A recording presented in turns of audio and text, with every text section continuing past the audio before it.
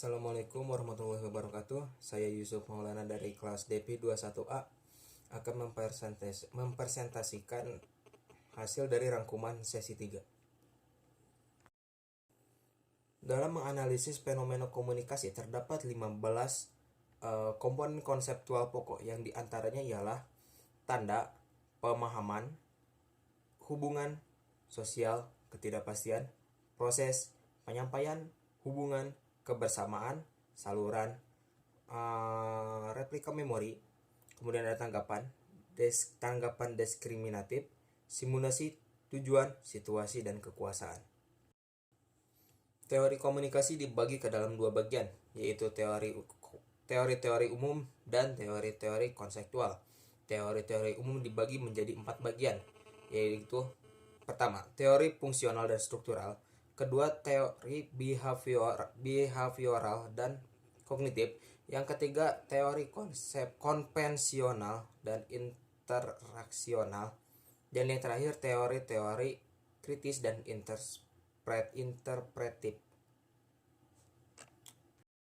Yang pertama ada teori-teori fungsional dan struktural, yang dimana teori struktural ini yang dimana pendekatan strukturalisme ini berasal dari linguistik yang menekankan pengkajiannya pada hal-hal yang menyangkut pengorganisasian bahasa dan sosial. Sedangkan pendekatan fungsionalisme berasal dari biologi yang menekankan pengkajiannya tentang cara-cara mengorganisasikan dan mempertahankan sistem, meskipun mempunyai titik penekanan yang berbeda, namun kedua pendekatan ini sering dikombinasikan.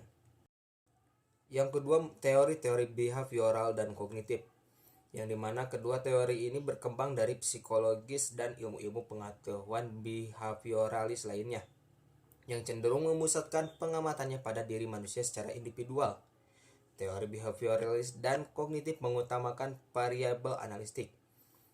Komunikasi menurut pandangan teori ini dianggap sebagai manifestasi dari tingkah laku, proses berpikir, dan fungsi bioneural dan individu.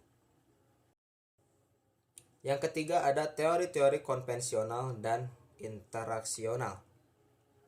Teori-teori ini berpandangan bahwa kehidupan sosial merupakan suatu proses interaksi yang membangun, memelihara serta mengubah kebiasaan-kebiasaan tertentu, termasuk dalam hal bahasa. Kelompok teori ini berkembang dari aliran pendekatan interaksionalisme simbolis, sosiologi, dan filsafat bahasa ordiner. Menurut teori ini, makna pada dasarnya merupakan kebiasaan yang diperoleh melalui interaksi. Dan yang keempat adalah teori-teori kritis dan interpretif. Pendekatan teori interpretif cenderung menghindarkan sifat-sifat perspektif dan keputusan-keputusan absolut tentang fenomena yang diamati. Pengamatan menurut teori interpretif hanyalah sesuatu yang hanya bersifat tentatif dan relatif. Sementara teori kritis lazimnya cenderung menggunakan keputusan yang absolut, perspektif, dan juga politis. Berdasarkan konteks atau tingkatan analisisnya, teori komunikasi secara umum dapat dibagi dalam 5 konteks. Yang pertama adalah interpersonal communication, adalah proses komunikasi yang terjadi dalam diri sendiri. Sedangkan yang kedua, interpersonal communication atau komunikasi antar pribadi, adalah komunikasi antar perorangan dan bersifat pribadi, baik secara langsung maupun tidak langsung. Yang ketiga, komunikasi kelompok, yang memfokuskan pembahasannya pada interaksi orang-orang dalam kelompok kecil maupun besar. Sedangkan yang keempat ialah komunikasi organisasi, menunjukkan pada pola dan bentuk komunikasi yang terjadi dalam konteks dan jaringan organisasi saja. Dan yang terakhir adalah komunikasi massa, adalah komunikasi melalui media massa yang ditujukan kepada sejumlah halayak yang besar.